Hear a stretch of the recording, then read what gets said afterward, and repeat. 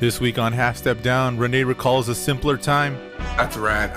Dude, when you used to have a friend at Blockbuster, you had scored because they could easily just get rid of all of that stuff. That was great. Jose drops some modern lingo. The hot goss. Do you know what hot goss is? And the boys show you how to count for success. You don't start at 1. You don't start at 5. You start at 20. Start at 20. Yeah. It's time to tickle some earbuds. Half Step Down starts now.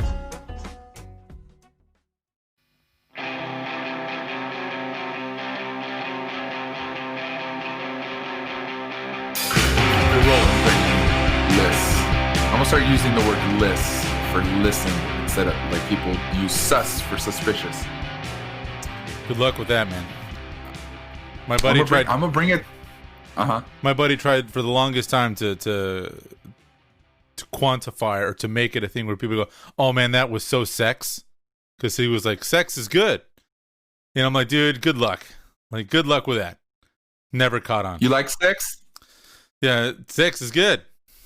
Yeah. You got a problem with 6? That's a classic. Thank you. For a short while, I was trying to get everything's Strawberry Fields, and then never took hold either. I was trying to use the word flavor. Okay. Yeah, like man, that was flavor. That's flavor, right?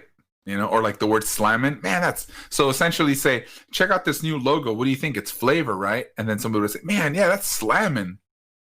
I could see that happening. Yeah. I think flavor would be a good one. I'm surprised that people don't use the word flavor. You know what killed it is Guy Fieri, man. He is the king of Flavor Town. Oh, that's true. For whatever reason, he's uncool. Yeah, that's true. Although I'm coming around on him. Yeah. Well, I mean, it is what it is, right? I'm not going to eat much of the guy's food. But the dude does do a lot for like his employees and stuff. I think the best dude was Adam Richman. Which one was Adam Richman? He did the Man versus Food. Oh yeah, I remember him. That poor bastard. Yeah, I was kind of sad that he had to quit. He had to quit because I think that said the way you're eating, you can't keep eating like this. Yeah, dude, those are the kind of things that if you're going to week after week partake in some gluttonous food challenge, you're going to have to quit that job. Like, that's just hard. Yeah. It made me kind of sad when I found out that he wasn't able to do it anymore. Yeah, man, seriously. You know, if one person, essentially, we can't do that every week. So the fact that we can live that we were able to live vicariously through Adam Richman just made me feel good. So then the fact that he had to stop makes me have to go do it myself. And I didn't want to go there on my own. I wanted somebody else to do it for me. You don't have to do any of those things. No. What are you talking about? You don't want to eat a 14-pound burrito? You know what, man? A t-shirt? You're not that much younger than me, but I'm over it. Oh. I'm over it. I can't. Yeah, me neither. On that note, everybody, on that horrible banter, welcome to Half Step Down. We are your hosts, Renee Grano and Jose Martinez, two aging punk rockers where we talk about popular culture and music, the two things that we love the most. Jose, how are you doing today? I'm not bad, man. It's a pretty good week. Not bad at all. I wish I could say the same, but I'm not there with you this week. But I'm here. I'm in full effect. You're making time for the podcast, man. I like it. We need to hit the 20 downloads. We got to get to 20. That's our goal. We have to get to 20. Yes. And because like I said last week, our fiscal year begins in February, we are giving ourselves until February to hit those 20 downloads. I like the proper pronunciation there. Thank you. You know how people say Wednesday? By looking at it, you would say Wednesday. Wednesday. Yeah. That's what you think. Wednesday. All right. Jose, why don't we just jump right into our first topic today, which is the Spider-Verse is being embraced. We have Alfred Molina actually confirmed to be Doc Ock in the new Spider-Man movie. What do you think about that? I am so excited for this. You know what? I'm excited for it too. I think Spider-Man 2 of the Sam Raimi trilogy was my favorite one out of them all. And to see that kind of be embraced in just kind of the batshit craziness that was Spider-Verse, how it kind of worked, and to see that the MCU is embracing the multiverse as well. I'm actually really interested to see how it's going to play out, because I think it's all going to start. Well, I mean, it's obviously already started with the Avengers films, but the next Doctor Strange is all about the multiverse, and he's going to be in that Spider-Man as well. So I'm really interested, man. This is going to be cool. Yeah, it's going to be awesome. And the cool thing about finding out that Alfred Molina was confirmed to be in the movie is the fact that now all of these rumors that we're going to get Tobey Maguire, we're going to get Andrew Garfield back, which is, my nephew's favorite Spider-Man movie is The Amazing Spider-Man Part 2, which I find kind of awkward because Spider-Man 2, the Sam Raimi one, is out there, which I also agree with you too. I think we talked about this, like Into the Spider-Verse, I don't think counts because it's an animated film, and because it's animated, you can go anywhere you want, right? You have essentially almost anything you want in animation, right? So pulling that one away from the Spider-Man films, I would say that Spider-Man 2, the Sam Raimi one, is the best one. Yeah, I would agree. For me, I think the best one is Spider-Verse, whether it's animated or not. I think it captured the heart of Spider-Man. Like, it did everything that a comic book movie can do, and that is because it's animated. And because it's animated, it was able to go in such a cool visual direction. But there is something that I love about Sam Raimi and his directorial style. He has so much style.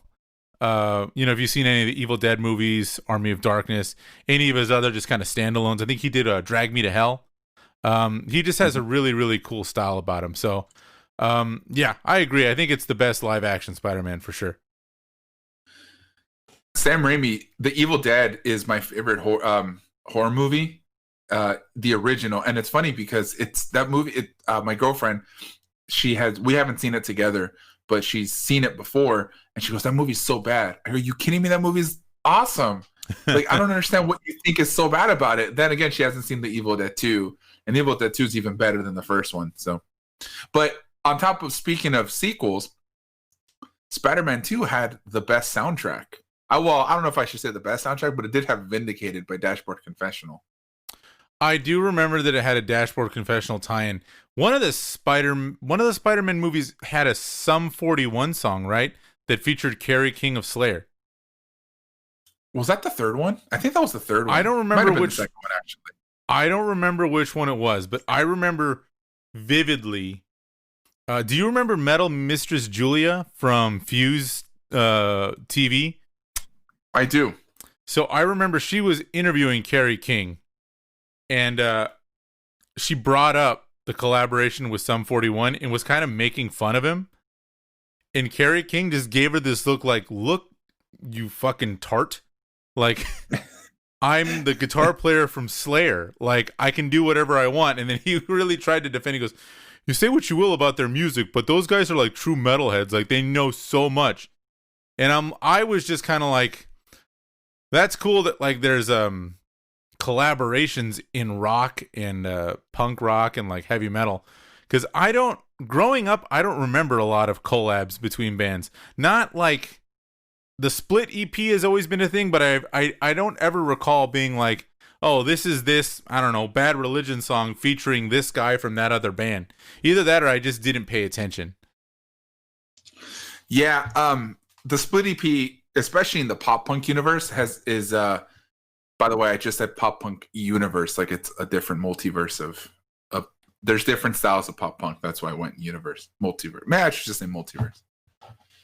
Well, I know, like, the Split EPs, like in a lot of, I mean, I when I first discovered them, I was talking to one of my metal buddies, and metal bands do that all the time, and I'm like, oh, I didn't even know. Like when I was in high school and I first saw them, like, oh, like this band covers this, and it was like, yeah, it's a thing. So I was like, that's cool, because it's always cool to see when bands, especially when they're like not colleagues, but like they're coming out of the same scene, to show that mutual admiration for each other, to cover each other's songs, to show that there's oh no, go ahead. I was just gonna say, I enjoy when you have two totally different types of bands and they create a split EP together. I also think that's really cool too. One that I specifically remember was a EP by a band called The Story So Far and Stick to Your Guns. And I would think that The Story So Far is more of a harder version of Stick to Your Guns is definitely a hardcore band. And it was, when you listen to the split EP, The Story So Far has like this acoustic version of a song, like these two songs that they just did like an acoustic style of them. And then you had Stick to Your Guns. And I thought that was pretty rad. It's also so cool when you have two totally different genres, like two different styles of genres, and then just mix them together to make a split EP. Just because you have, like you said, the admiration, right? Like that respect of other bands. So I think that's pretty cool. Are those two like vastly different bands, or are they kind of like? I would not vastly, but they're pretty. They're definitely different. I mean, I wouldn't think that there's like a Story So Far, a fan of The Story So Far who would listen to like Stick to Your Guns unless you're into that sort of thing, Interesting. One of the ones that actually really, one of the things that I really enjoyed, you can't have an episode of Half Sit Down without talking about the Wonder Years. So when the Wonder Years and Motion City Soundtrack went on tour together a few years ago, they made a split EP. But the cool thing about it is at that time, they have both released 2 new records. And what they did is that the Wonder Years gave Justin Pierre, the singer from Motion City Soundtrack, a copy of one of their songs without the lyrics, and Motion City Soundtrack did the same thing for them. And they would just listen to it. And so Dan Campbell and Justin Pierre, they wrote their own lyrics with these individual songs from their new records, which they never heard of before. That was pretty cool. I've never heard that. I think like hip hop, I think like a lot of hip hop artists, it happens a lot in hip hop, but to hear it in like rock music was pretty cool. Yeah, that would be really cool. I know NoFX just did a split EP this year. Them and Frank Turner, and one of the first ones I remember buying was they did a split EP with Rancid, and that was really cool. Oh, by the way, the song that we're talking about off the SpiderMan, the Sum 41, was What We're All About, and that was one of the SpiderMan soundtracks. Which one was that off of? See, I can't find that. Hold on, give me a sec. Keep talking, Jose, because I'm gonna keep looking. Let me pull it up. Like SpiderMan. This is a great podcast. SpiderMan, Sum 41. Podcast, What We're All About, song from Sum 41, 2002. Yeah. Music inspired by Spider-Man. It looks like the original one, the first one. Okay, I wasn't sure. See, great podcasting, everybody. We are 2 professional broadcasters that love to research while we're speaking. You know what, though? Like everyday life, right? You know what, though? It is what it is. I was watching a lot of like tech reviewers and a lot of these podcasters who do and I'm not saying that we do this because we don't do this. Maybe we do it a little. The hot goss. Do you know what hot goss is? I do not know what that is. Hot goss. I guess we don't do it. We don't. Well, I'm going to say it's kind of like what we're doing, but just straight up gossiping and talking shit. And they're just straight up reading off the website. So we're just checking information. So we are not that bad. Although they've got millions of downloads, but we'll get there. You start at 20. You always start at 20. You don't start at 1. You don't start at 5. Start at 20. Start at 20. Yeah. You know what needs to be brought up, though, about this whole Spider-Man thing, because you and me have talked about this. This whole multiverse thing. Ninja Turtles did it first, right? Yep, agree. For the listeners that don't know, go ahead, and I'll put it in the description of the episode. There was a made-for-TV movie, right? It was made for TV? It was made for TV, yeah. Yeah, it was called Turtles Forever, I believe. And it was one of the, I want to say mid-2000s iterations of Ninja Turtles. Where... Yes, not the one right before the Nick version. Okay. I think it was the Nickelodeon version. I'm sorry, the Nickelodeon Turtles, yeah. It was, it was like the mid-2000s. It was like an edgier Turtles or whatever. But I distinctly remember a coworker telling me, go home and watch it because it's great. But it really points out how silly the 80s Ninja Turtles were, because basically the storyline is the Ninja Turtles in that mid-2000s universe whatever bad guy they were fighting opened the dimensional portal, and Krang's, like our beloved 80s Ninja Turtles, came through, and like they joined forces, and at the end it was like this whirlwind where they had the original comic book Turtles, the movie Turtles. You were talking about even the weird girl turtle that they had in like the third movie. From the live action show. Yeah. Oh yeah, that's right. That was a show. Yeah, it was a live action show. Yeah, it was on Netflix for a while. My nephews, when they were young, they used to watch it. And I used to get so mad at them for watching it. I said, what are you doing? This is not the Turtles you're supposed to be watching. But I had crazy like deja vu. Not like deja vu, but like you ever see something where I don't know, maybe this is deja vu. You see something and it instantly sparks a memory, like this intense memory comes flooding back. Yeah. I recently showed Lincoln, my son, the Ninja Turtles. And like the third episode featured these guys called the Neutrinos. They're from Krang's universe, and they're basically rockabilly aliens. They fly in like hot rod cars. They look like rockabilly aliens. And then they fight these two generals that are made of rock. And at one point, they unleash this bomb. It's like a weather bomb. And I flashed back. I remember watching that scene as a kid because I must have had it on tape. Because do you remember Burger King gave away Ninja Turtles VHSs at one point? That was, it's funny you mentioned that because the one that I had from Burger King was the super secret Ninja Turtle gang. Nice.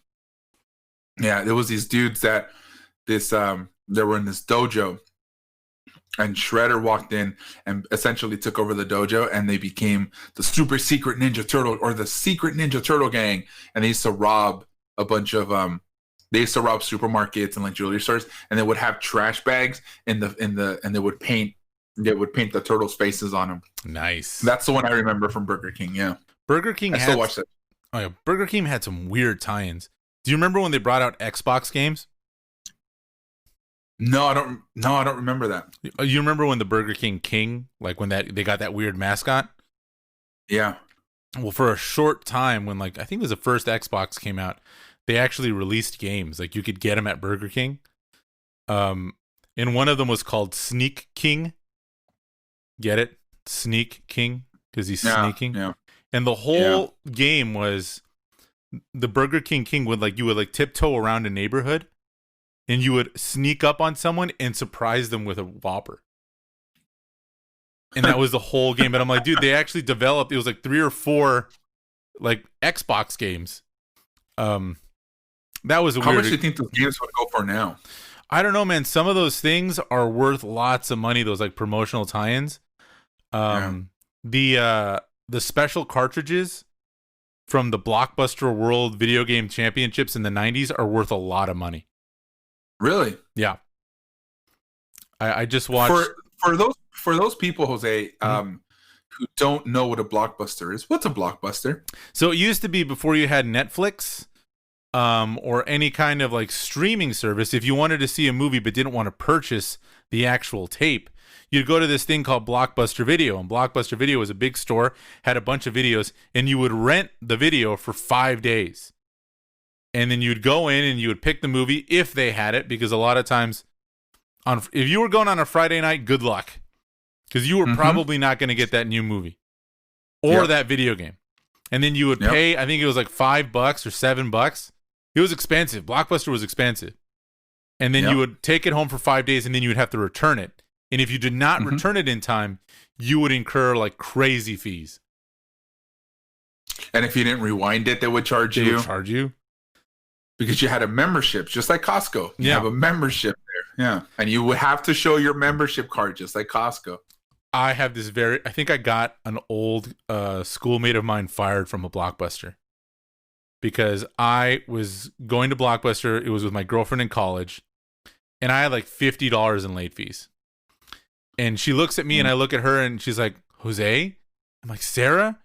And she's like, yeah. I'm like, oh my God, I haven't seen you since 6th grade. And I was in college at the time. And she looks at my account and she's like, that'll be $5. She just took off all the late fees. So That's rad. Dude, when you used to have a friend at Blockbuster, you had scored because they could easily just get rid of all of that stuff. That was great. Well, here's what happened. I go outside. My girlfriend's like, "Did you like what happened?" I'm like, "Dude, I had $50 in late fees, and that she just took them off." And then from around the corner comes the manager who was on his smoke break. And then I'm like, "Oh shit! Like, I hope I didn't get this girl busted."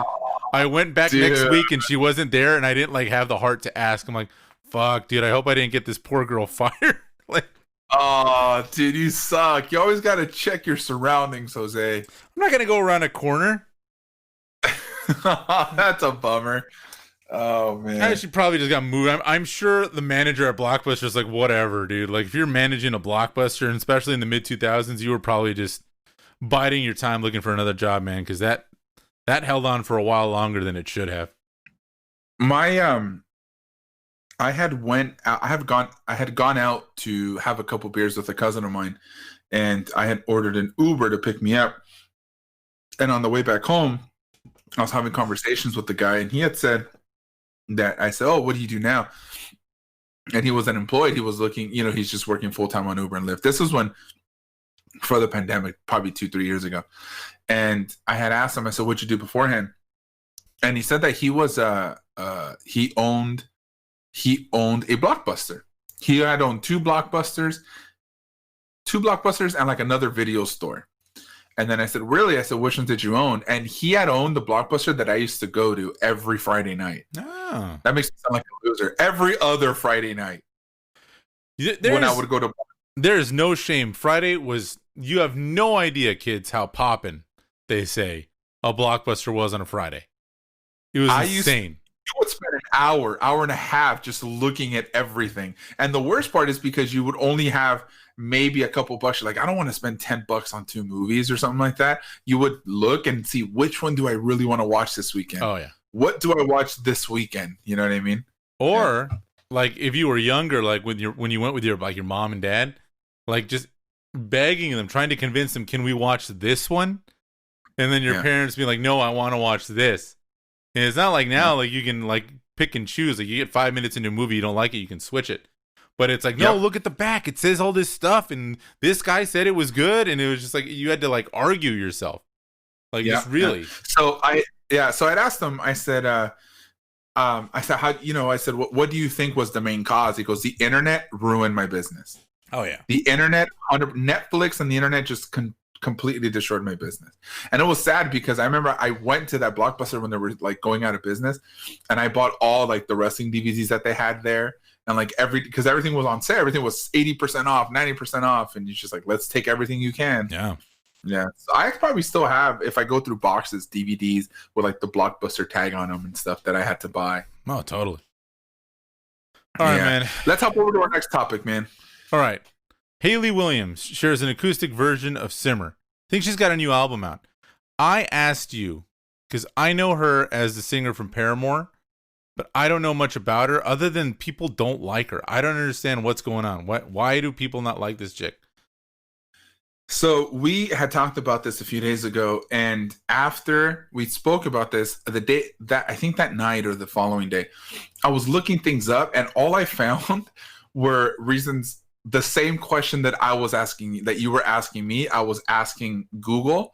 And on Reddit, everybody asked the same question. Like, why is it that people don't like this girl? Mm-hmm. And there was an article that just said the hate of Hayley. I forgot what it was, but it just, I didn't even, honestly, dude, I didn't read it because it just made me feel so bad that everybody's asking the same question that we're asking. So here's my question.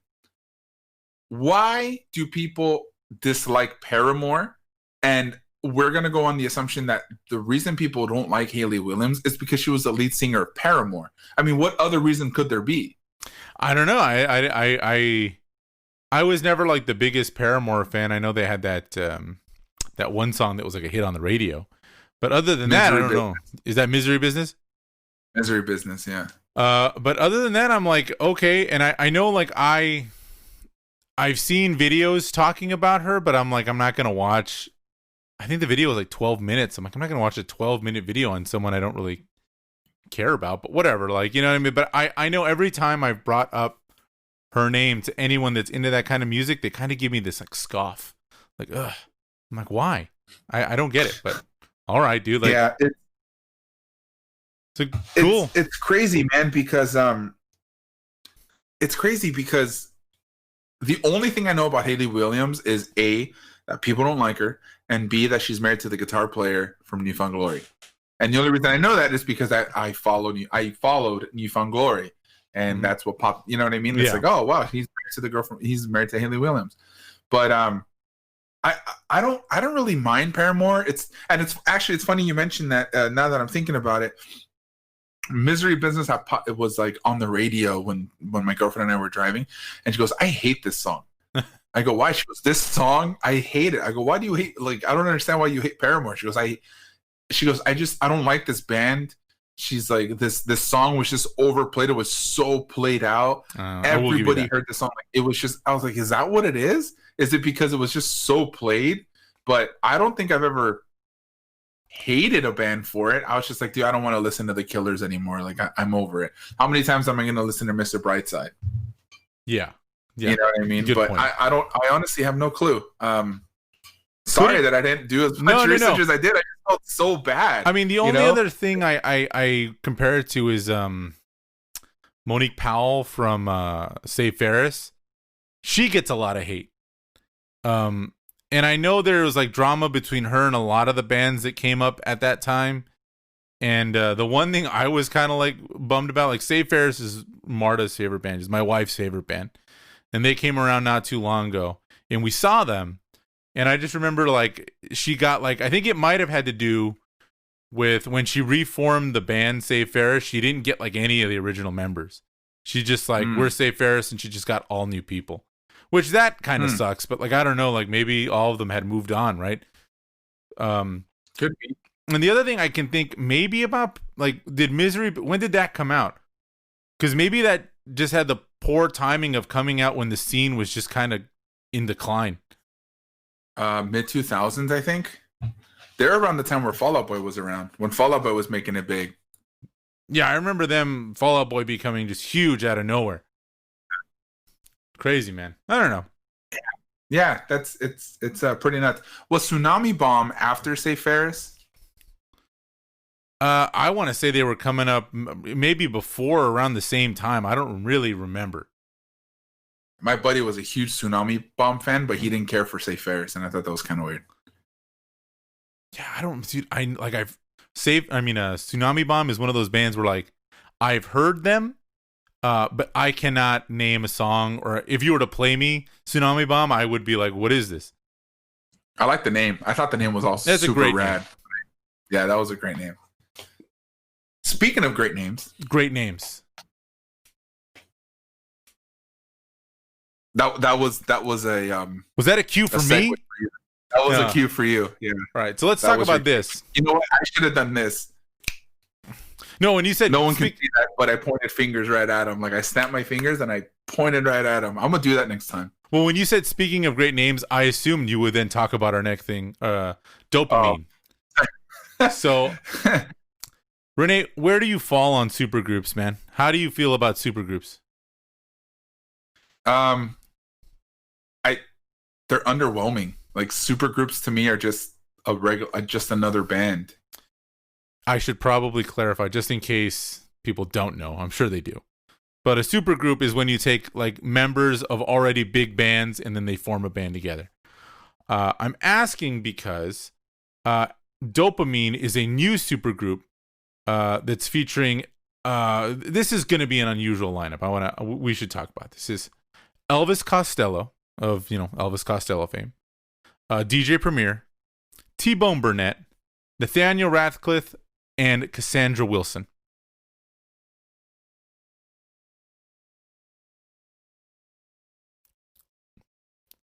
I think I lost him. Jose, I think I lost you. Did you lose me for a second? Oh, okay, we're good now. Pause. Let's try that again. I'm not going to edit that out because this is raw. It's punk rock. Yes. It's DIY. I like that. Raw footage. This is raw footage. Wow. So let's try that one more time. All I heard was Elvis Costello and there have been a couple pauses and then they would spade up. I'm going to have to do some editing. This episode might be out a little bit later than normal, but that's okay. Free podcast. Free podcast. Let's try this again. So Dopamine is a But new. what about the 20 followers the 20 downloads? They're expecting it to drop Monday morning at 6 a.m. They're there with their phones in their hands. I'll send a message to the group chat. Let them know to wait. To Marta, Shayla, Paul, Steve, like, Steve, hey guys, sorry. Hold up. I'll get it done tonight. Yeah. I finished. Let me text Steve over here. Hey Steve, the episode, unfortunately, it's gonna be coming out a little later on Monday. So Black Thought of the Roots announces Dopamine, a supergroup with Elvis Costello, obviously of Elvis Costello fame, DJ Premier, T-Bone Burnett, Nathaniel Ratcliffe, oh Jesus, and Cassandra Wilson. What an interesting mix of people. You know what? Like, thinking of the other supergroups, you've got A Perfect Circle, right? You've got Audio Slave, right? It's not like they make bad music. But Black Eyed Peas. The Black Eyed Peas, of course. Scars on Broadway. Yeah. You think of these groups, and I think it's just they come in selling, check out the talent we've got in this band. There's no way that this can be bad. And then it's not that it's ever bad. It's just like, well, what are they supposed to do? I find them more interesting, but yeah, you're right. Like, very rarely am I like, oh, I'm going to need to put on some Audio Slave right now. You know what I mean? And it's not like there was anything wrong with it. I don't know. Never really feel like it. So my take on supergroups are this. It's just because you're putting together these amazing musicians, not to say that Jimi Hendrix and Eddie Van Halen and Freddie Mercury would make an amazing band, because they're some of the most amazing. You have the most amazing frontman of all time, and then you have two of the greatest musicians of all time, and then you know what I mean. Like, it doesn't say that they're gonna mesh well. Yeah, right. I don't understand why you would call it supergroups when so when I was in high school. A big thing in high school for us was drive-through records, as you may recall, right? Yeah, I remember. Drive-through records was there was rumors that they were going to create a super group of the bands of some of the musicians from the bands that they had signed. So you had bands like Finch and Early November. Who else? You had RX Bandits and a bunch of bands. But looking back at it now, you're like, oh my god, that's going to be so cool. And then you think about it, you think to yourself, what's that going to sound like? The Mars Volta, right? That's supposed to be another super group or something. It's just, it sounds well, but just because they're amazing musicians doesn't necessarily sound you're not going to have the song that Bill and Ted was supposed to create world peace. Well, I think with Mars Volta, it's a little different, because Mars Volta was just, it was basically just at the drive-in missing some people, and then they just kind of came together because they were, I think, two broken bands. I really like the Mars Volta. No, I like the Mars Volta too. It's just, I guess that was a bad comparison, but it's just, yeah, like I have the same opinion that you do. I just think they're very underwhelming. Who's to say that these things are gonna, like I said, they're not gonna create the song that the Wild Stallions were supposed to create peace. Right? I still have not seen that. I gotta watch the third one. That movie's great. I've heard that movie's so good. So what one of my buddies was complaining about how much it was the worst movie of all time, and I'm like, dude, this movie doesn't belong to you. Worst movie of all time. It's the same concept that you and I had about an hour and a half of just complaining about other people's complaints about Star Wars, right? Right. That movie wasn't to be catered to a mass audience. It's catered to the fans of Bill and Ted. And for me, I think it was done right. It's exactly what I wanted it to be. And I didn't expect much about it. It's Bill and Ted 20 years later. Yeah. You know what I mean? I'm fine with it. I think I watched it twice now. I think it's great. I'm going to give it a watch. Christmas break's coming up. I'm going to give it a watch for sure. Yes. Well, I mean, I think we need to I think an episode that we're gonna have to do together, Jose, is we're gonna have to do a. Is it called watch along? Is that what it's? Oh yeah, I know. Like Watch yeah, along? Yeah, right. So we'll do a watch along to Josie and the Pussycats. that must happen. That must happen. Yeah, Because I've never seen that's it. gonna have to be. Yes, yeah, it's gonna be great. It's gonna be good. Speaking of Christmas, So I had this segue. This is speaking of Christmas.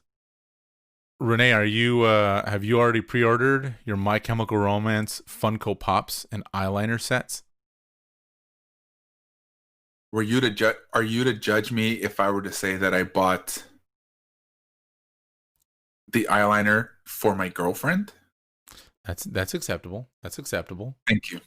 Uh, so yeah, guys, My Chemical Romance is coming out with a set of Funko Pops and eyeliner, which kind of makes sense. It's actually perfect. My Chemical. Okay, what kind of music is My Chemical Romance, Renee? You give me the definitive word. Emo. Are they an emo band? Post-hardcore, maybe post-hardcore emo. Yeah, post-hardcore emo. I think that's where it is. Yeah, I would probably say post-hardcore and emo. Okay. All right. So under their genres, it comes up emo, rock, pop music, punk rock. I know they went into some different directions later on in their career, but I will say that 3 Cheers for Sweet Revenge, when that came out, the eyeliner was in full effect for a lot of kids. 2004, I was 2 years out of high school, I was in college, and I just remember watching all these kids. Just at one point, Gerard Way would perform, and it looked like he just painted a bar over his eyes. And I just like, is that because the eyeliner is just so smudged that you're just like, well, fuck it? Because I remember hearing that what's this? Robert Smith from The Cure. You know, his lipstick would always be all over his lips. He said in an interview, or someone told me, that he did that because he would put his lipstick on correctly, but then he would sing and smudge it on his microphone, so he just started messing it up before he even started on purpose. So I'm like, well, maybe he's taking a page out of that book, and that's why he's doing that. Yeah, I've never worn eyeliner before, but I'm assuming, like, I've seen, like, for like women when they're crying, you know, like their eyeliner starts to drip and stuff. So maybe because he's sweating, singing like crazy, I'm sure the sweat's gonna get into his eyes. So I'm sure he's gonna like smudge his eyes because they're, you know, the sweat's burning and all that stuff. You know what I mean? So maybe that's what it is. Well, as a guy who for various costumes and stuff has put on eyeliner, for like costumes, and then I did Dia de los Muertos, I did like a whole like skull thing. Anyone that puts on makeup every day, the removal process is insane. So I applaud you for doing that, man. Like, it is very difficult to get eyeliner out of your like eye, like out of around. You end up walking around with this smoke eye for like days. And people end up asking you, like, are you wearing eyeliner? And I'm like, look, man, yeah, it was a costume party. I happened to go as like an 80s rocker, so like, please don't judge me. But it was just kind of like, there's a scene. Did you ever see the Mark Wahlberg movie Rockstar? Once, yeah. So there's a scene where I think I saw it in the theaters, actually.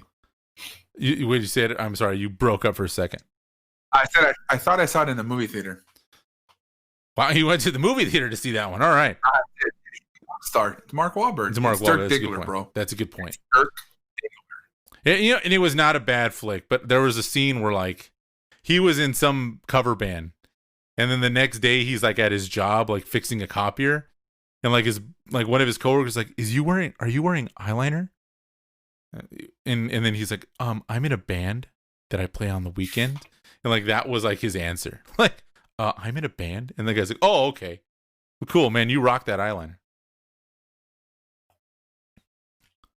He's in mid chew. Yeah. I always get you mid chew. That's all right. What you eating? What you got there, buddy? I have some coffee cake. Ooh. That today was my mom's birthday. Mom, happy birthday! Oh, happy birthday! You got to tell her I said happy birthday, man. I will let her know. It was her birthday today, and she didn't want like a birthday cake, So they made. Well, sorry guys. This is a professional broadcasting. I could say, you know what I mean? Free podcast. So they made a coffee cake, and it's funny. I the last time I ate was like at 3:00, and it's kind of late already, guys, when we're doing this episode. And I said, you know what? I'm gonna grab something to snack on, but there was nothing, like no peanuts. There was nothing in the house. I have to go shopping. We have to go buy groceries. So I was like, I'm just gonna grab a piece of this coffee cake, and I thought Jose was gonna go a lot longer than what I thought he was, but it didn't happen. Yeah. So go ahead. All right. What were you gonna say? Yeah, what was you gonna say? No, man. So I think that they were the face of emo for a whole generation. In fact, at one point, they were so big that they kind of annoyed me. I never disliked their songs. I like a lot of their songs. I know, Helena and like the stuff off Three Cheers for Sweet Revenge. The Black Parade was I like that. Like I like a lot of their stuff. They are a case where their fans are almost kind of annoying to me. And I would just kind of get all these like young kids, even though I was a kid too at the time. I was only like 20 something. But they would be like, "Oh, My Chem is the best band. They're so amazing." And I'd just be like, "Yeah, are they though?" Even though like I like their songs, but like, you know how like when you're a kid and you get into a band you really like, so much so that we talked about this, that when he started releasing comic books, because he wrote Umbrella Academy, we were very hesitant to read them. But he is a hell of a little writer, man. That dude can write some cool stuff. Umbrella Academy was awesome. Yeah, we did talk about that. My surprise isn't the fact that they're coming out with Funkos or the fact that they're coming out with Eyeliner. It's the fact that they hadn't released Eyeliner. Is this the first time they've released a set of eyeliners? I think it's like an official. Okay, because if this is the first time they've ever released, I'm shocked. And it took 04. It took close to 20 years to release an eyeliner. I mean, because they were the eyeliner group. It just kind of threw me off that when I found out that they were doing the eyeliner, I was like, it took them 14 years to do, or 16 years to do that. Like, I was more shocked at the fact that it took them this long. It was. Maybe they were like, maybe they were like sponsored by Eyeliner, but this is My Chemical Romance eyeliner. But I mean, they were so big at that time. Like when the Black Parade came out, I was shocked that they didn't come out with an official eyeliner. You know what I mean? Maybe it's that. Oh, sorry. Let me postulate this for you. Maybe it's because, mid 2000s, even the emo scene, they were still there. That punk rock sense of like, you can't get paid for shit was still a big thing. I don't think that's as big a deal today, but I know, like, at least for like the bands I grew up with and the bands that like I would see, like, it was so DIY, and anytime like any band made any money, they would get called a sellout, or, "Oh my God, you're releasing this." Like, that's not what the scene is supposed to do. Thankfully, I feel like the scene has gotten over that. Somewhere in the mid 2000s, there was Henry Rollins used to have a show called I think it was called the Henry Rollins Show, and he had a small segment where he would just talk, because that's what Henry Rollins does. And he was like, it was called Pay the Band, and he said that he would get like these messages and emails from people who were pissed off that they'd have like Ramones and Sex Pistols songs and like Buzzcock songs and like car commercials, and he'd be like, "Guys, those bands are like basically done, and they need money. Like, whether you want to admit it or not, you got to make money. So yes, pay them, and pay them well, because they put out good music." And thankfully, I think nowadays bands are all about, maybe it's because you can't rely on record sales and you're getting really little money from Spotify and Apple Music. But dude, if you can sell something and people are willing to buy it and you can make a living doing it, nowadays I think it's a lot more acceptable than it was back in the day. I agree with you. And I think it's a good thing that bands find different outlets to make money, because it's just like you said, it does take it. It's different avenues now to live, to be a musician, right? I think a lot of it, especially now since we're in this pandemic, bands can't make any money. Yeah. Right. There's no no tours. There's nothing they can do. So any way possible that bands can make money, I don't see why not, right? So I guess I understand your point of view, and I totally agree with it.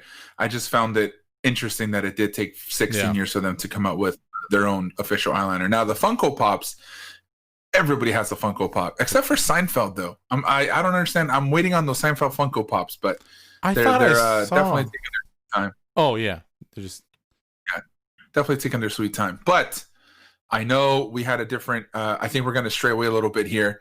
Speaking of music tours, it looks like the music industry has said that they have high hopes and high expectations to start touring in the summer of 2021. I know I jumped the gun a little bit, Jose. I apologize, but no.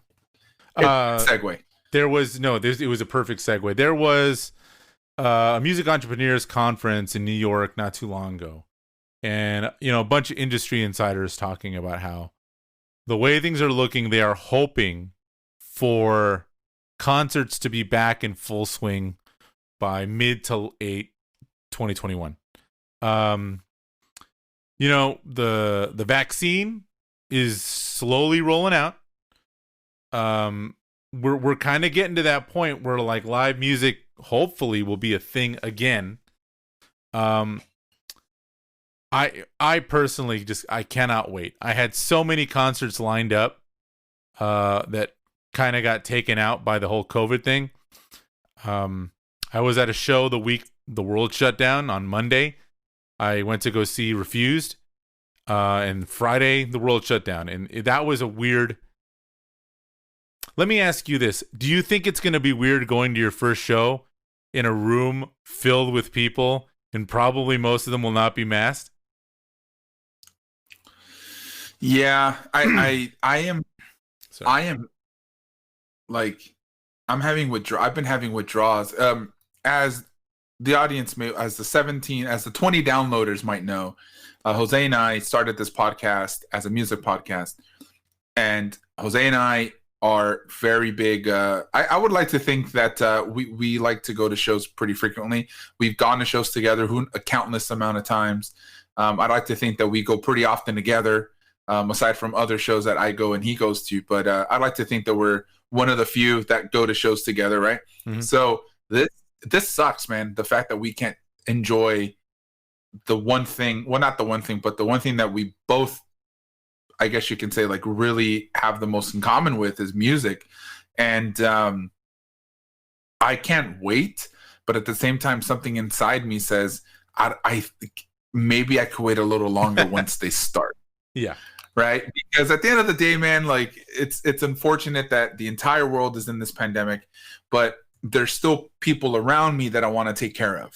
And if that means that if I've lasted 8 months now without going to without going to a show, then maybe I can last just a little longer just to make sure that everything's okay. But it does suck. It really does. I mean, but I guess we somewhat have our fix because a lot of bands are doing live streams. And that's something that it's definitely something that kind of hold us over. But it also, when I see them, it makes me sad. I've seen two live streams, and when I saw them both, I felt good. Right? $10 for the ticket. Sure, I'll pay $10. That's rad. Support some of the bands that I enjoy. Being able to see them and make sure at the end of the day, man, like we're all connected. Yeah. And it's amazing to figure out, like, it's amazing to find out that this world is really small and that our actions affect other people, right? Especially now in this pandemic. So being able to see these people like do well, even though I don't know them personally, right? But to make sure, say, man, these guys are doing well. Obviously everyone's struggling, but being able to see somebody perform, it was pretty cool. But at the same time, it was pretty sad that I wasn't able to enjoy it live because there's nothing like going to a live show. Oh yeah. But yeah, I don't know. I'm very excited. I've been begging to go, but I think it might take me a little longer to, just for me personally, probably wait. I feel you. I actually have tickets to a show in June, hoping that the world is back, but it's an outdoor thing, which makes me feel a little bit better. Summer is the outdoor music time. Yeah. And to build on your live, so the cool thing is, yes, we're getting these live stream concerts. I've seen a couple. I saw a couple clips from. Oh, it happened. It's the second one. I'm gonna get you headphones for Christmas, bro. I'm gonna get you headphones for Christmas. His headphones snap, man. Oh my god. I'm gonna get you some quality headphones, man, for sure. I appreciate that, Jose. I have, dude. By the time we're done with the show, if people ever want to see our faces, they're just gonna see bruises and cuts on the right side of my face. Yeah. Oh man. So I was talking about. So I've seen two. I didn't watch the whole thing, but MXPX has been live streaming from. I'm assuming one of their houses, and that's kind of cool because it's just all their equipment in their like living room.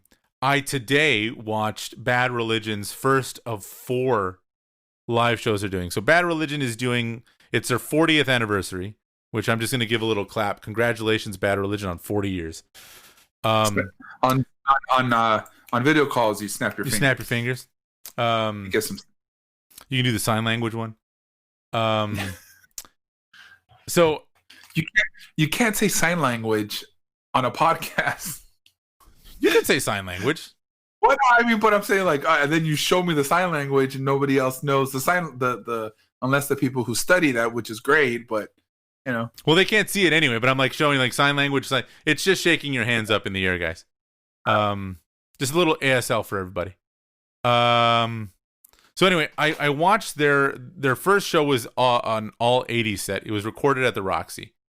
And it was great, but it's weird because especially punk rock, really the audience is like a member of the band there because you feed off that energy. And you could tell they were a little like kind of weirded out by it too because the song would end and then there would be like silence. And then they would just kind of look at each other and be like, I remember at one point they would like whisper just so that they could hear the whisper, and it was just really weird. But it was a great performance. They played obviously all their big hits out of the 80s. But what I think is also really cool, besides these kind of live stream performances, is the thing that I think Goldfinger is the first band I remember seeing it, where everyone records their own part and they like mix it together. And they do like really cool. I've seen original stuff like Goldfinger does some of their like big songs. But one of the other cool stuff is a lot of like covers are coming out. Let me just list some of the notable ones that I really enjoy. And you can tell me some of the ones you like. Punk Rock Karaoke has been doing some really cool stuff. They have a great Dickies cover with Milo from the Descendants. Have you seen the Mikey and his Uke covers? I have. They do really good stuff. That was actually one of the ones I was going to talk about. And then, I'll let you go into more detail on that one because the ones that have really blown my mind are the 2 minutes to midnight or 2 minutes to late night. I don't know if you were familiar with that show. It's a YouTube show that's kind of like it's like a heavy metal late night show, and they they're famous for doing covers on the show. But in the pandemic, they've done this kind of like Zoom cover thing where they've been pulling in some pretty big talent. I've seen Danny Carey from Tool, Claudio Sanchez from Coheed and Cambria, Brett from Mastodon, like a bunch of cool stuff, Les Claypool from Primus. And the cool thing about that one is they really do some just kind of cool visuals into the Zoom. Meaning like they'll edit in like crazy background stuff. They'll throw like random images in there. Whereas a lot of them are just kind of like, you know, the band playing in like different boxes or different screens. But that's been a really cool thing. And I hope even after this pandemic is over, that bands still kind of do that kind of cool collab thing. Because it is really cool when you get to see, one of my favorites is their 2 minutes to late night. They did Earth AD by the Misfits with Max Weinberg on drums. That's awesome. I would never have guessed. I know Max Weinberg's son, Jay Weinberg, has played in like Against Me and like Slipknot. But the fact that like Max Weinberg not only like listens to the Misfits, but is a big enough fan to actually play on a track covering a Misfits song just makes my heart happy.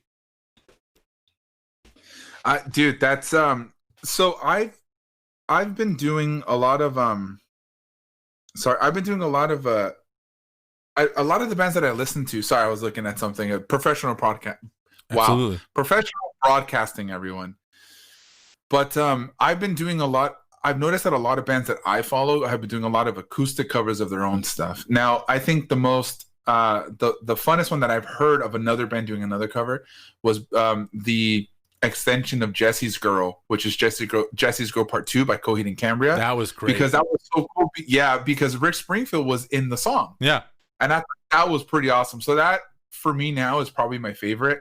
But I have been listening to a lot of like band, like for example, I talked about it last week, but like it's not a Half Step Down show without a Wonder Years plug. But like they've done celebrating 10 years and stuff, so they do some cool stuff to celebrate that kind of thing. A lot of bands too, if you think about, there's a lot of bands out there that are releasing songs or like covers of new songs or remastered versions of songs just to kind of pass by time, you know what I mean? Yeah. And so like I know Bayside did their acoustic album that was just released last week, and I know that the Early November had done a record called 15 Years, which is like to cover the last 15 years of their stuff. Ace Enders is actually doing something really interesting. He's based on donations. He's going to do a personalized video for somebody. Like you pay for it and he'll personalize it, and you ask him to cover any song and he'll do it for you. Like things like that is things that I've looked into. Again, going back to the creative outlets for ways for musicians and bands to make money. I think that's the best way to do it. But as of right now, I think that the Jesse's Girl Part 2 might be my favorite. Yeah, that was a really cool collaboration, man. That was cool. Yeah. So yeah, that's what I enjoy. And it's I think the cool thing to look into, especially because we're on topic about, the covers and the fact that hopefully we get to go to some shows hopefully by mid or end of next year, is that we're going to be able to see these people do these things. You know what I mean? That's going to be rad. Going to be awesome. That's going to be rad. Can you imagine listening to Jesse's Girl Part 2 like at a Coheed show? That'd be rad. Oh, totally. Yeah. I think Cambria is probably one of the best live bands I've ever seen ever. I've never seen them put on a bad show. They are one of the few bands where it's like, I think they almost sound better than better than the record. But also like, especially with his voice to hit the notes he hits, and the fact that the band, pretty much all of them shred at some point.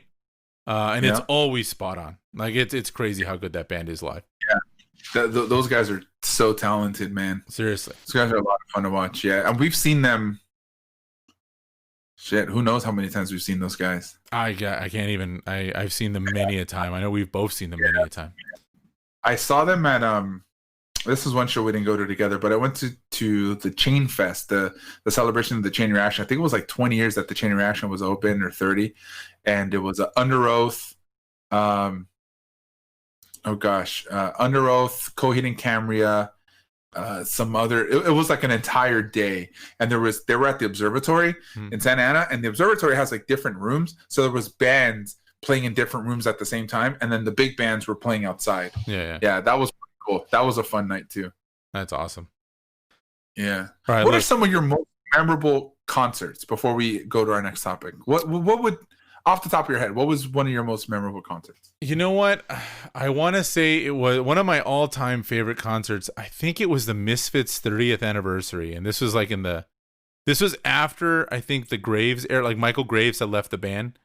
But this lineup was insane. It was the Voodoo Glow Skulls. They opened, then Gwar played, and then the Misfits. And it was like an insane show. And I just remember thinking like it was nuts. I want to say the other ones I was really anytime I saw TSOL when I was in high school, they really tried their best to kind of like embrace the old school kind of punk just attitude. So like they had very minimal security, so like you could just get on stage. I got to sing Code Blue one time with my friend Pete. I think I've said that story on the podcast, but I'm in the pit. I look up and my buddy Pete is talking to Gentleman Jack, and Jack just like points at the ground.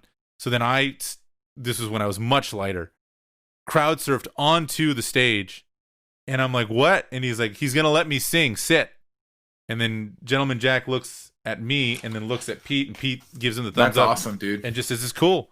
And that was a rad night. That's rad. That's a good one. Yeah. That was a good one. Yeah. One of mine, I would say it's a toss-up between two. And the reason being is not because it was some of the greatest shows I've ever been to, but because it was some of the greatest shows that I wanted to see, but I missed because I decided, well, let me backtrack that. So I went to go see MXPX do their 20th anniversary show at, I think it was at the House of Blues. And, but the entire card was stacked. Like there was a Rufio, and you had Mest, and you had Set Your Goals, and like a bunch of other bands and stuff. And I wanted to see everybody. I wanted to see all of those bands. My girlfriend at the time took forever to get ready. We missed everybody, and all we got to see was MXPX. And I was so mad. I was like, dude, Set Your Goals and like Rufio. It's like all these bands I want to see, and now I can't see them because my girlfriend wants to get ready. I was just kind of mad about that one. I'd imagine. The second one was my fault. As the audience know, I've talked about this before. I do have a visual disability, but sometimes, even though I still like to go to shows and enjoy and see what I can and just have a good time, there was a pop punk. It was like essentially like the best bands in pop punk at the time were going to be at this show. And of course, the Wonder Years were headlining. It was their headline tour. And it was, you had bands you had like a Knuckle Puck, you had Real Friends, and like, I think Seaway was playing there. It was like, they had like 5 bands even before the Wonder Years came on. And my buddy Paul and I sometimes have a tendency to have a couple of drinks before we get into the show. Right. And there's a really interesting story that I need to talk about. Paul and I either A, get to a show super late, or B, leave a show really early.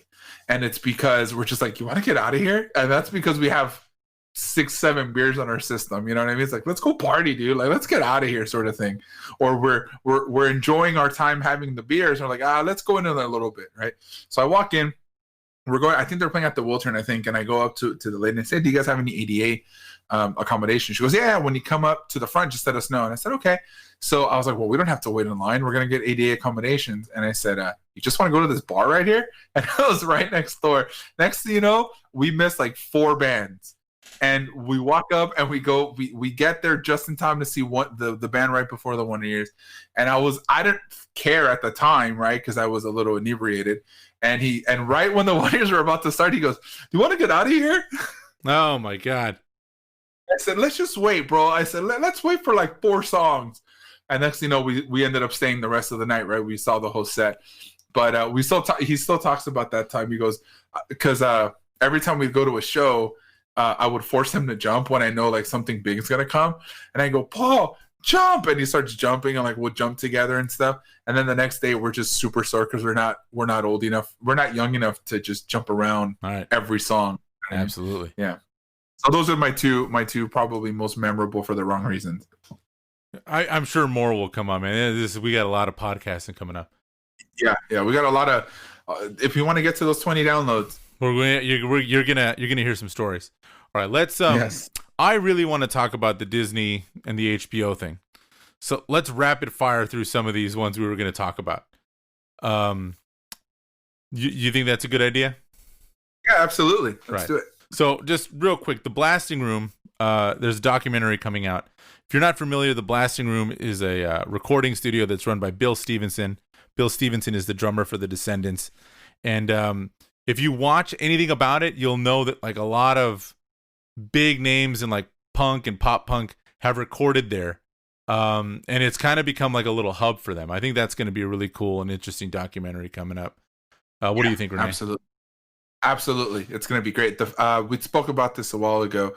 The fact that the studio is so synonymous with punk rock, and the fact that it has its own documentary now it shows how far punk rock's gone and how important punk rock is to the rock and roll industry, I guess, the music industry. Exactly. Bob Dylan just sold his entire music catalog to Universal for $300 million. I'm a big Bob Dylan fan. But I wonder what he's going to do now. Just count that money, right? I'm assuming he's gonna keep writing music. He had over 60 albums, right? That's when Yeah, we look crazy over. amount. Yeah, that can hold you back for quite some time. Nice. Like I know some Bob Dylan. I don't know all of Bob Dylan, but I would assume that he had stopped a while ago. But this guy, to have over 60 albums in his career, and the last one was this year, like that's insane. It's crazy. Yeah, but he's good. Just count money, man. Just count. It's kind of like Prince, right? Prince, he had when he had died, they had said that he has enough. He has so much music that they can release an album a year for like 20 years. Seriously, yeah, that's what I heard. Yeah. Gwen Stefani, man, is returning to her roots with the ska reggae thing. Yeah, we both listened to the song. What'd you think? It's cool. It's a little reintroduction to reggae and ska, and it's not bad. Yeah, it felt a little. I don't know, man. It must be hard to be Gwen Stefani in the sense of like, hey, take me seriously. When like No Doubt was such a huge fucking deal. And then her pop career was kind of like all over the place. I don't know if I'm sure she went to like huge giant like heights with that pop career, but I don't know if like No Doubt fans like dug that. But yeah, it's nice to see her it's nice to see her in that old what was that, like that No Doubt era clothing again, man. She's still beautiful, man. Crazy. Yeah, I think so too. Yeah, she's Fullerton alumni. Go Titans. Fullerton alumni. Go Titans. We talked for a little bit. Logan Paul's going to get his ass kicked by Mayweather. Cannot wait. That's going to be weird. It's the lesser of two evils, dude. And I cannot wait till Mayweather knocks it. This is just for me, but Kid Cudi's got a new album. I'm a big Kid Cudi guy. Something about more introspective hip hop that really speaks to me, so I'm excited about that. You are excited that Oscar Isaac is going to play Solid Snake in the Metal Gear Solid movies. Cannot wait. Cannot wait for that. I am so excited for Oscar Isaac. I am a big fan of Metal Gear Solid. That game and Final Fantasy VIII are near and dear to my heart. Very much so. Very much so. And Ninja Turtles, the Sega Genesis one is another near and dear to my heart. Those three. Yeah. Right. For the audience, I think at this point they can probably understand that you and I are really big Ninja Turtle fans. Yeah, absolutely. And then not only that, but we're also very big Star Wars fans. Oh, Star Wars fans, let's talk about this. So, Disney has decided to just straight up double down on Star Wars, right? I'm going to pull up the list. And not just Star Wars, man, but they're going all out. Let me get the list. We should say this, that all this is confirmed. This is all confirmed. So this isn't just us gossiping but this is let's see. Here we go. I'm pulling up the list. Let's go to just Star Wars for now.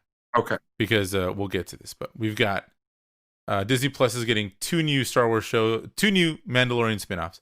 So we got Rangers of the New Republic and Ahsoka Tano. Could not be more excited for the Ahsoka series. Ahsoka's probably she pretty much top of my heap for Jedi. I don't know why. I like Ahsoka Tano. I guess you got to see the whole arc of it. We got Star Wars The Bad Batch, which is another Clone Wars spinoff. We got Star Wars Andor, kind of a Rogue One prequel.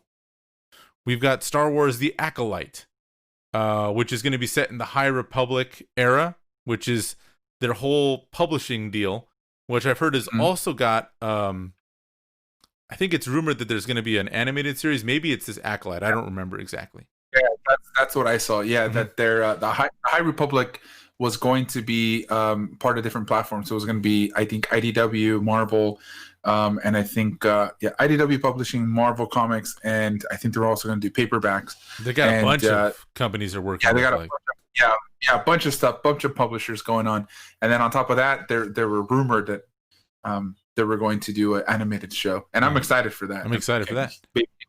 You got a really young Yoda in the New Republic, the High Republic.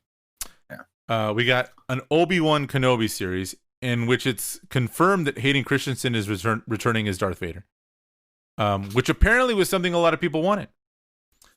And it's so funny because he was hated Oh my god. for the longest time, dude. We won't do it on this episode, but we will have a special thing where we talk about how weird Star Wars has been for the past 20 years. Yes. I think we're gonna have to do that. Yeah. Yeah.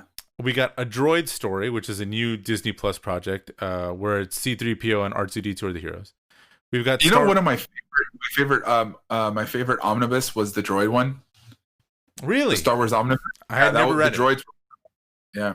I had to check that one out. I still have it. I'll loan it to you. I still have it. We've got a Star Wars Lando event series. It's all about Lando Calrissian. That I'm excited for. Yeah. Then we have Star Wars Visions, which is as I drop something. We got Star Wars Visions, which is an upcoming anime anthology series. That I think is going to be really cool. To see, it's going to be interesting. Yeah. To see what I know, like a lot of anime has taken some influence from Star Wars. To see it kind of go full circle will be cool. That's just the series. On top of the fact that there's going to be a Rogue Squadron movie, and they also discussed an untitled Star Wars project by God, I can't say his name. Taika Waititi, the guy that directed Jojo Rabbit, which was an amazing movie. So we've got a lot of Star Wars, man. And honestly, if they can go and do what they've been doing with Mandalorian with most of this stuff, I think they're just going to hit it out of the park. Now, that's not even talking about the Marvel stuff like WandaVision, The Falcon and the Winter Soldier, Loki, Hawkeye, the What If animated series, Ironheart, Armor Wars, Secret Invasion, Moon Knight, She-Hulk, Miss Marvel. It's insane the amount of stuff that they're putting out. This is going to be ridiculous, dude. Like, there's so much content right now. It's especially now. I think at this point, because of the pandemic, they're like, dude, we might as well just get this going. You know, more subscribers. Yeah, it's crazy. Yeah, but I mean, it's a good time to be a Star Wars fan. And interesting. I mean, also a good time to be a Marvel fan too. Sorry. Yeah, no, and interesting. I mean, and they finally are doing a Fantastic Four movie through Disney. Yes. I'm really waiting for X-Men to make their debut in the MCU at some point. I think we're both. Yes, we have. Yes, those are the books that we would read all the time. Those are the books that I would pick up. Those in Spider at the time. Do you remember when it was 3 books a month or 4 books a month? At the time, you had Ultimate Spider-Man, Amazing Spider-Man, Spectacular Spider-Man, and Friendly Neighborhood Spider-Man. Oh yeah, I remember. I was picking up all 4 of those books. I was picking up New X-Men, X-Force, X-Men Legacy, New Mutant, every X book you can think of. We used to pick up the Messiah Complex. Remember we spoke about the Messiah Complex and how big that was at the time. That was such a big book. Yeah. Crazy. And that's not so even, I'm excited. Yeah. I'm excited to see all that. And that's not even going into all the other just Disney stuff they're coming out with. It is crazy. Yeah. All right, man. And then, of course, the last thing we were going to talk about is the fact that Warner Brothers is basically just skipping the theater. The movies they're releasing in 2021 will all be in theaters, but they'll be releasing on HBO Max the same day. So that's going to be an interesting thing to see. I'm excited because I know I rarely get to the theaters, but Dune, to be able to watch it at home, I have like mixed feelings. I've been waiting for Dune for so long, like a proper adaptation of that book. I kind of wanted to see it on the big screen, but who knows? Yeah, it's kind of a double-edged sword, right? Because we have the opportunity to stay home, stay safe, whatever, right? But at the same time, we're kind of missing out on the movie theater experience.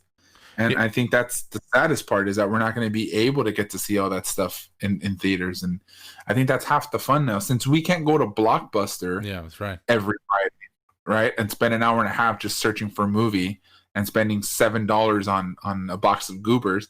Might as well spend $7 on a box of goobers at the movie theater and get the experience.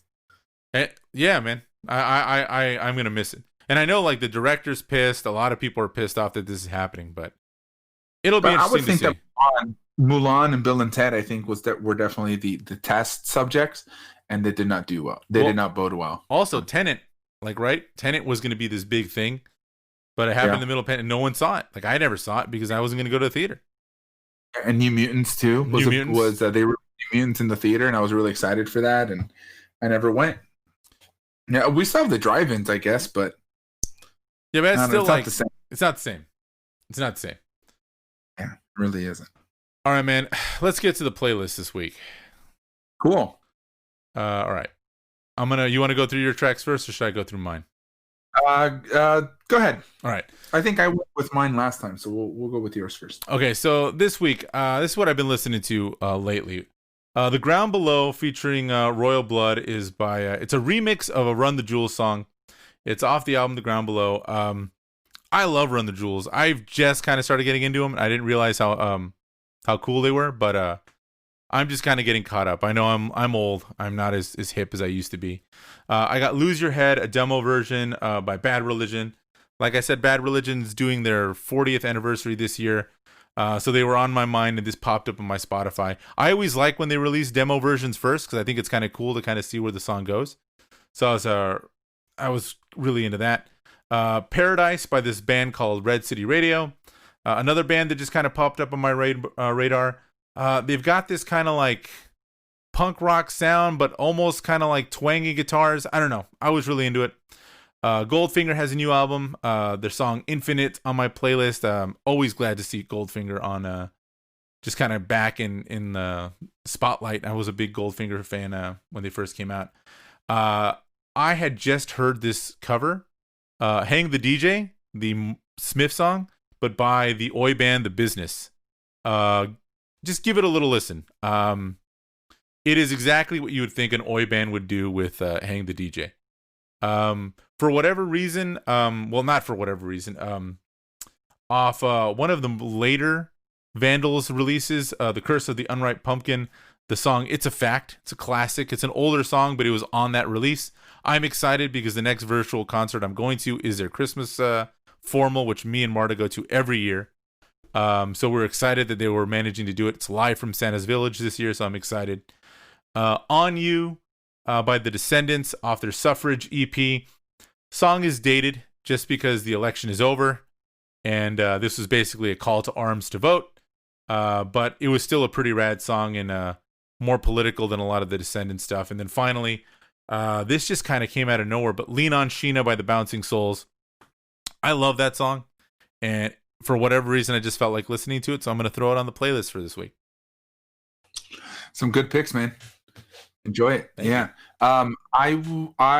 I went with I Couldn't Wait to Leave 6 months ago by Neck Deep off of their first EP, which was written in July. One of my favorite, early favorite pop punk bands. Did not. They had released a new record, I think it was last year, and this year they started this year as well. That just can't hop on board. It's unfortunate, just not my style. They definitely changed a lot. I'm not saying that they're not a good band. I recommend you guys, everybody, take a listen to Neck Deep when you guys have a chance. But this is definitely one that was stuck on my mind. I mean, this EP is I have it on vinyl. It's just one of those things that, I just love the grittiness of the record. They're a band from England, so if you ever have a chance to listen to it, the bass is very gritty.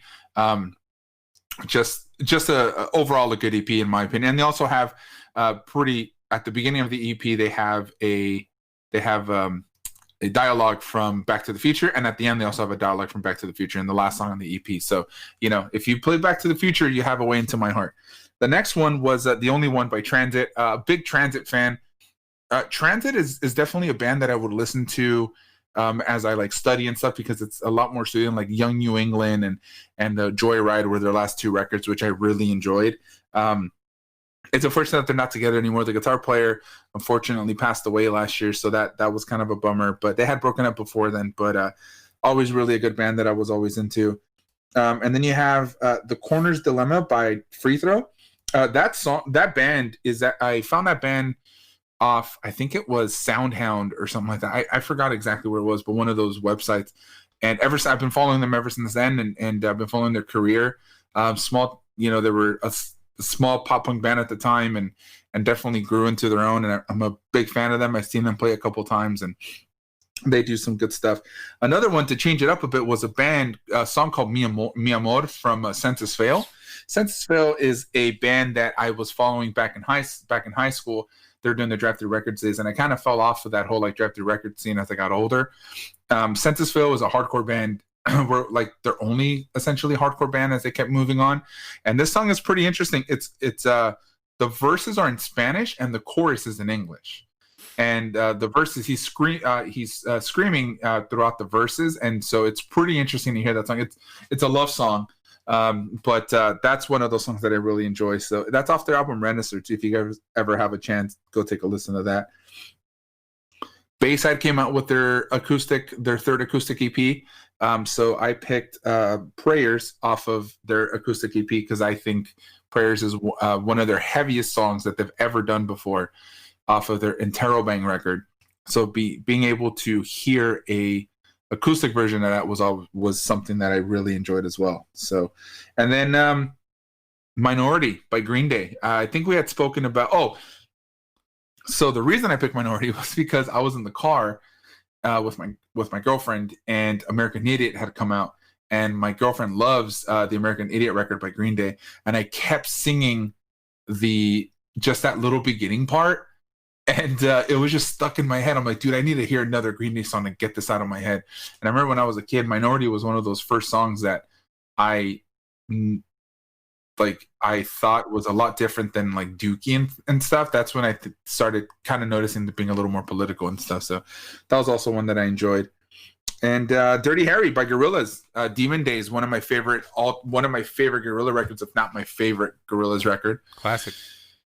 Yeah, and I really enjoyed that album, and I actually just got that record on vinyl. So nice. Yeah, I played it a handful of times now, and I've always been a fan of the first one, but I think Demon Days I think that's just a better record, man. I think both those albums are great, but I do enjoy some Dirty Harry. Demon Days, I feel, is like where they really came into their own, for sure. Yeah, agree. And I think they're doing a live show too, right? A live stream. They are doing a live stream. And yeah, there was a couple of them we didn't talk about. Patti Smith's going to one for her birthday.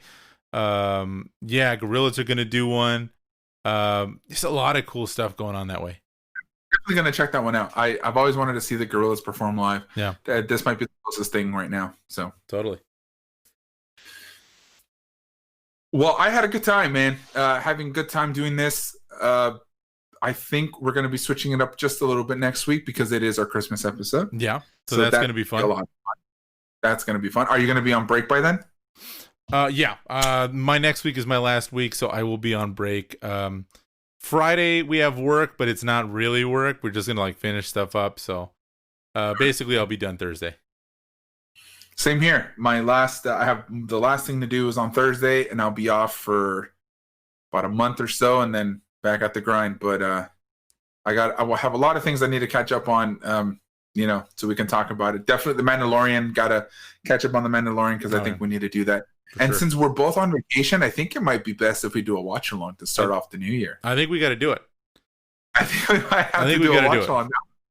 Yeah, I think we're gonna have to do that. Jose, why don't you tell the audience, the 20 downloaders, where they can find us? All right, absolutely. Well, you can always find everything you need from us at halfstepdownpod.com. It's our website. We've got all the links to everything there. But if you want some more direct access, at halfstepdownpod, we're on Instagram and Twitter. You can go to facebook.com/halfstepdownpod. Go to YouTube. We upload all the episodes onto YouTube. You're going to have to search in the search bar, Half Step Down Pod. We'll come right up. Check out our Spotify playlists. They're in the description. The playlists are going to work a little bit differently going forward. They're going to change every week. So there's going to be two playlists. The weekly one that we update every week when we do an episode. And then I'm going to feed those into a master playlist. And I think we had talked about changing that out once a season. So with every season, you'll have a new super long playlist of stuff we've picked. And of course, you'll get the weekly playlist we do after the episode. And this week, I promise I've been slammed. But this week, I'm going to have that on our Instagram stories with the whole playlist in our archive. And that will happen this week, I promise, for this one. Finally, please rate and review us on Apple Podcasts or wherever you get your podcasts. Help spread the word. Use hashtag HalfStepDownPod. And then finally, every Thursday night at 7 p.m., make sure you turn into Titan Radio to hear Renee's Half Step Down radio show. That's titanradio.org. Our legal team says we need to plug the podcast more on the radio show. Yeah. Well, just in general, we got to plug it. Yeah. I think on the radio, I had said, our legal team I said, you know, guys, the legal team says that I need to plug the show more, the podcast, and so I'm gonna do here at the top of the show and at the end of the show. And I said, just to let you guys know, the legal team just consists of Jose's wife and my girlfriend. Absolutely. Right, and that's just the top of a half step down. Even though they even though they're not on the podcast, but they give good suggestions. They do good suggestions. They're the ones that we listen to the most. Well, that and the 17 listeners that we get every week. Absolutely. Well, I'm sorry, 17 downloaders. One of them was from India. So hello to our Indian friend. Hello to India. Thank you for listening to the podcast. That's awesome. Yeah, that's true. You can check where everybody gets their downloads from. Is that the only one that we have outside of the States? There's one in India and one in Russia. Russia might just be a bot, though.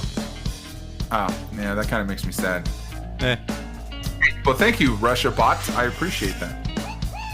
Russia bot. I like that. Thank you.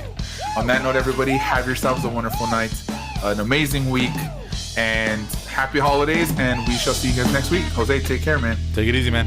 Yeah, give it up for these guys. I promise you guys. Just so we're all clear, that was not like a real song. Okay.